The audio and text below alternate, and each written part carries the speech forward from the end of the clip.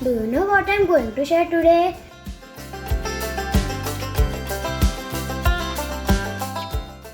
Hello everybody, I am Prisha Pathak from class 4.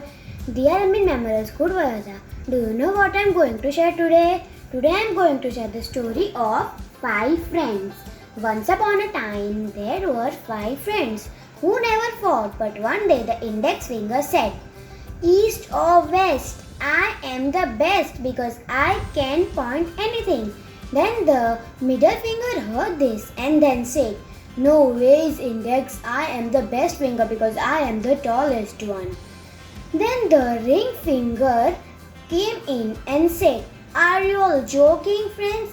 I am the best finger because I wear the wedding ring and I look very beautiful. Then the little finger said softly, Hey friends, don't forget me as I am little.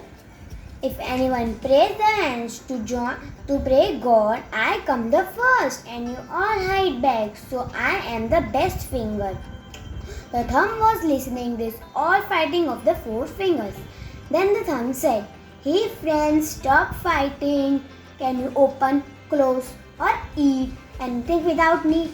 The 4 fingers thought for a while and then said, No thumb, we cannot do anything without you.